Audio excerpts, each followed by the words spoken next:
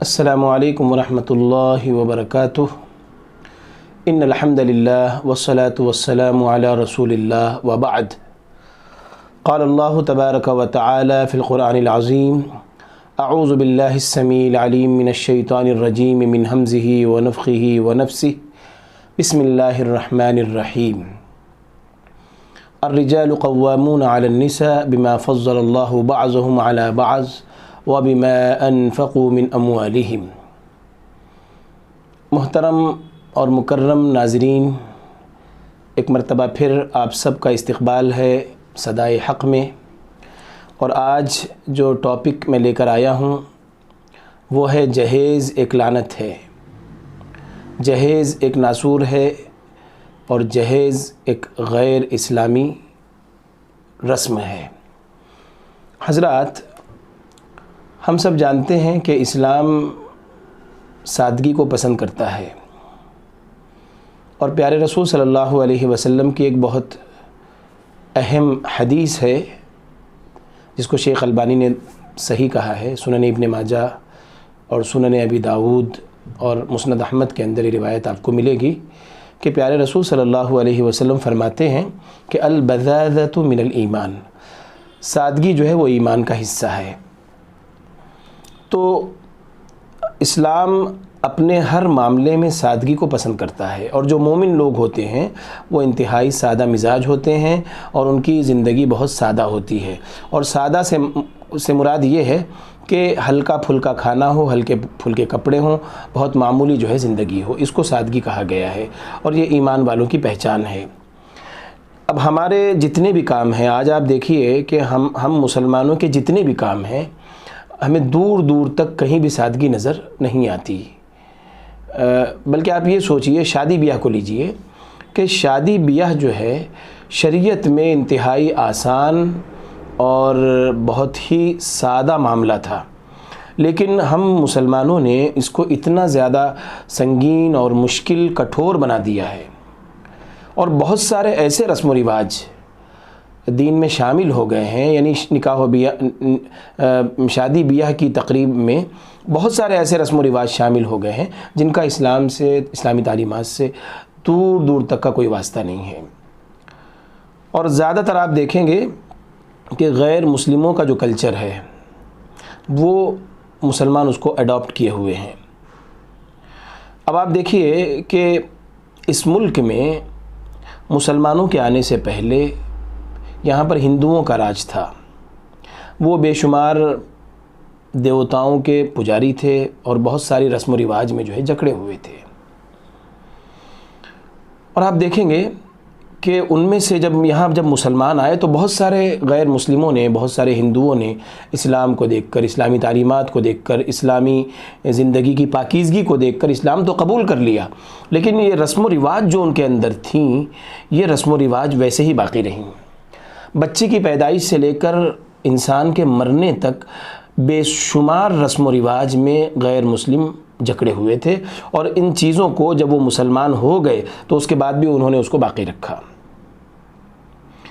جلال الدین اکبر جو مغل بادشاہ تھا، جس کو اکبر دا گریٹ بھی کہا جاتا ہے، اس نے اور سلطان محمد قلی قطب شاہ نے جنوبی ہندوستان میں، ان دونوں بادشاہوں نے مل کر ہندوؤں اور مسلمانوں کو ملانے کے لیے، ان میں اتحاد پیدا کرنے کے لیے، ان میں یکجہتی لانے کے لیے، اور ان میں یگانگت اور انس پیدا کرنے کے لیے بہت ساری غیر مسلموں کی رسم و رواج کو اڈاپٹ کیا، اپنا لیا، اور مسلمانوں میں اس کو رائج کیا۔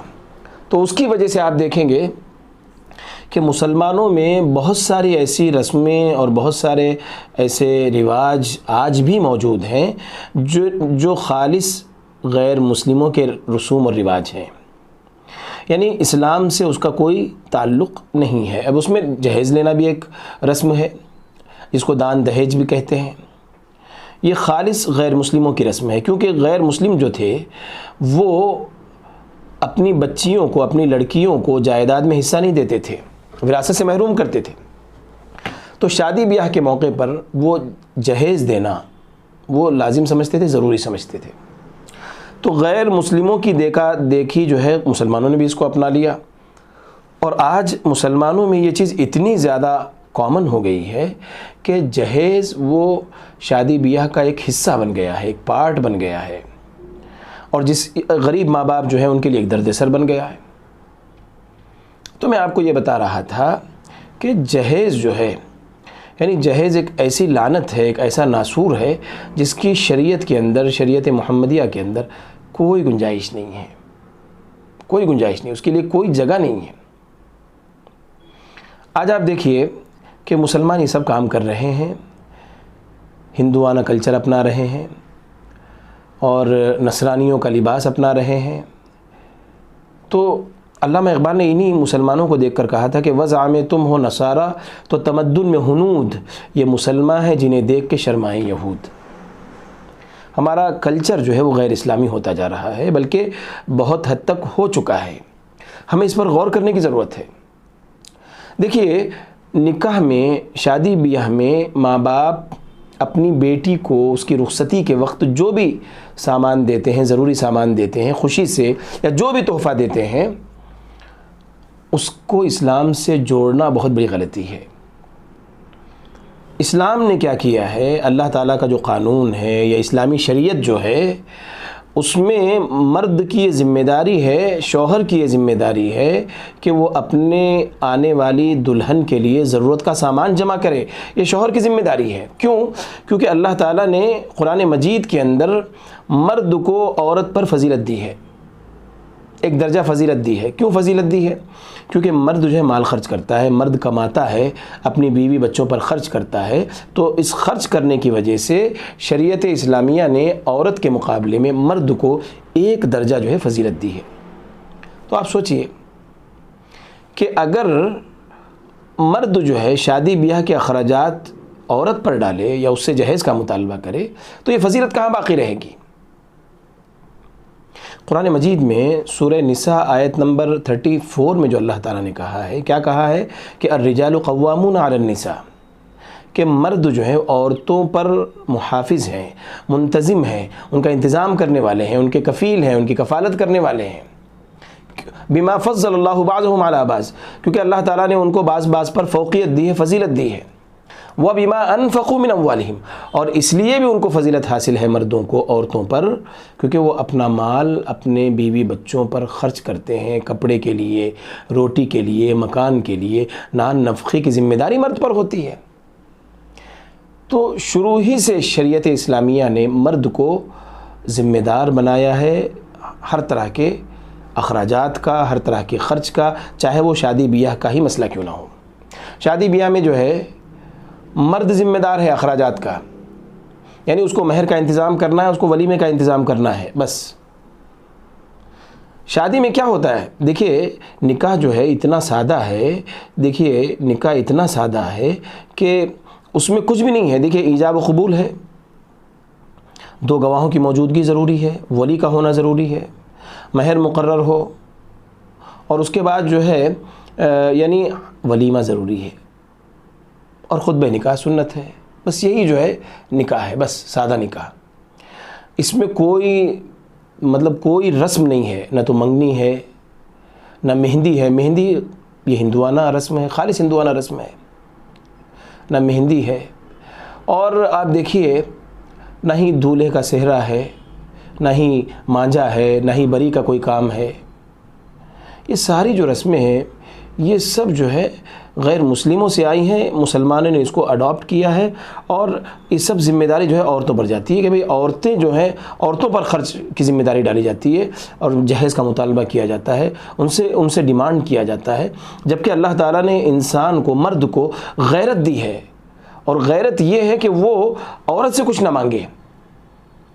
اور دیکھیے، جو آدمی، جو مرد یا جو شوہر جہیز کا مطالبہ کرتا ہے نکاح کے موقع پر، تو اس کا مطلب یہ ہے کہ جو فضیلت قرآن نے مردوں کو دی ہے وہ ختم ہو گئی، اور وہ شخص، وہ شوہر، وہ مرد اللہ تعالیٰ کو بے انتہا ناپسندیدہ ہے، اللہ کی نظر میں وہ ذلیل ہے، اللہ کی نظر میں وہ بدبخت ہے جو لڑکی سے یا لڑکی کے باپ سے جہیز کا مطالبہ کرتا ہے۔ اللہ کے پاس اس کی کوئی حیثیت نہیں ہے، اس کا کوئی مقام نہیں ہے، کوئی عزت نہیں۔ دیکھیے، دو چیزیں ہوتی ہیں، نکاح کے لیے دو چیزوں کی ضرورت ہوتی ہے، ایک ہے مہر اور ایک ہے ولیمہ۔ ان دونوں میں مال خرچ ہوتا ہے، اور یہ دونوں شوہر کے ذمے ہیں، عورت کے ذمے نہیں ہے۔ قرآن نے تو یہاں تک کہا ہے کہ جب تک مہر کا انتظام نہ ہو جائے، جب تک ولیمے کے انتظامات نہ ہو جائیں، شادی مؤخر کرو، شادی کے لیے انتظار کرو۔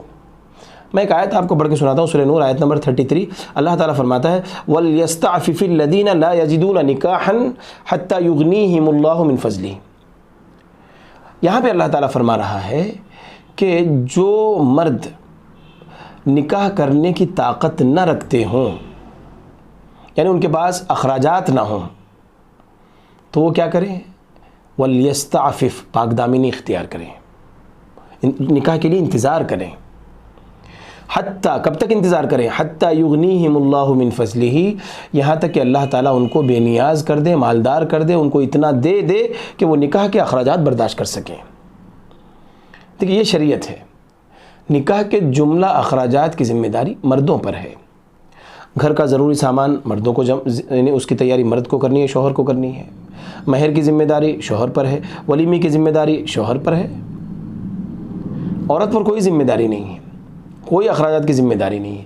اور آج جو بھی ہم ڈیمانڈ کرتے ہیں لڑکی والوں سے، یہ سب جو ہے غیر اسلامی ہے، اس کا اسلام سے کوئی تعلق نہیں ہے۔ دیکھیے ایک حدیث ہم لوگ بہت مشہور حدیث ہے جو عام طور پر نکاح میں آپ سنتے ہوں گے، جس کے راوی عبداللہ ابن مسعود رضی اللہ عنہ ہے، متفق علیہ روایت ہے، بہت صحیح سند سے آئی ہے۔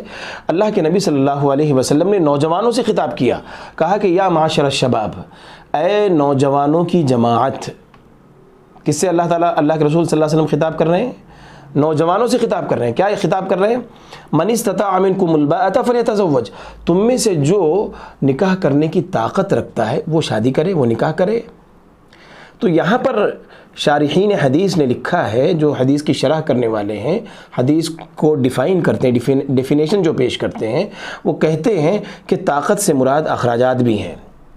ایک تو جسمانی طاقت ہو کہ آدمی کے اندر طاقت ہو، نکاح کی طاقت ہو، قوت ہو، وہ شادی کر سکتا ہو، اور دوسرا مال اس کے پاس اتنا زیادہ ہو کہ وہ نکاح کے اخراجات برداشت کر سکے۔ دو چیزیں ہیں۔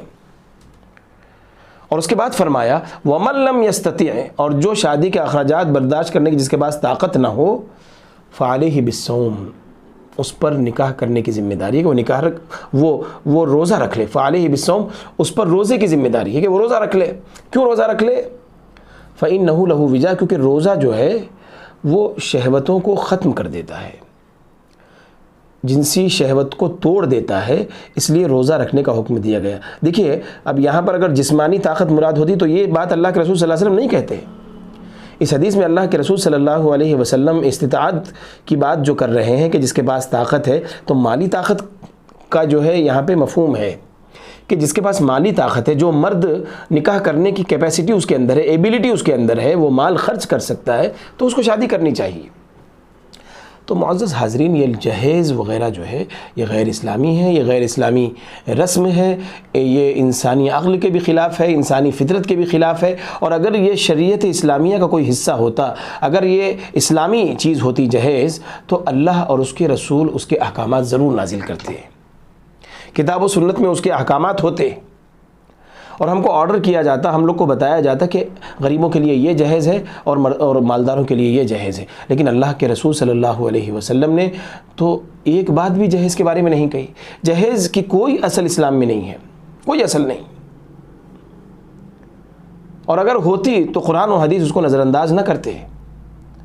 تو اس سے معلوم یہ ہوا کہ جہیز جو ہے وہ ایک ناسور ہے معاشرے کے لیے، جہیز ایک لعنت ہے، جہیز ایک غیر اسلامی رسم ہے کہ جس کو مسلمانوں نے اپنا لیا ہے صرف دیکھا دیکھی، کیونکہ یہاں بہت سارے مذاہب کے ماننے والے لوگ ہوتے ہیں۔ مسلمانوں کی خرابی یہ ہے کہ بجائے اپنا اثر چھوڑنے کے وہ دوسروں سے متاثر ہو جاتے ہیں۔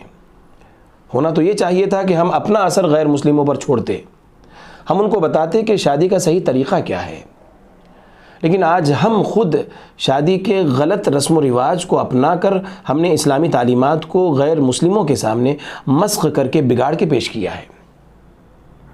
جب ہم اس طرح کی شادیاں کرتے ہیں جیسے وہ کرتے ہیں، تو غیر مسلم کیا سمجھتے ہیں کہ ان کے یہاں بھی یہی طریقہ ہے۔ اور جبکہ ہمارا دعویٰ کیا ہے کہ اسلام فطری مذہب ہے، تو فطری مذہب ہونے کا مطلب یہ ہے کہ اس میں کوئی دشواری نہیں ہے۔ قرآن مجید سورہ حج میں اللہ تعالیٰ فرماتا ہے وَمَا جَعَلَ عَلَيْكُمْ فِي الدِّينِ مِنْ حَرَج، دین کے اندر کوئی دشواری، کوئی تنگی اللہ تعالیٰ نے نہیں رکھی۔ یہ انتہائی آسان اور سادہ دین ہے اور اس پر عمل کرنا انتہائی آسان ہے، لیکن آج ہم نے اس کو بہت مشکل بنا لیا ہے۔ تو میں تمام ناظرین سے گزارش کروں گا کہ ہم میں جو نوجوان ہیں، جو شادی کرنے والے ہیں، اللہ کے واسطے وہ جہیز جیسی لعنت سے اپنے آپ کو بچائیں اور اسلامی طریقے سے سادگی کے ساتھ نکاح کریں، تاکہ جو ہے ہمارے مسلمانوں کے نکاح ساری دنیا کے سامنے، ساری ریلیجین کے سامنے مثالی بن جائیں، آئیڈیل بن جائیں۔ تو اس کے لیے ہم کو کوشش کرنی چاہیے۔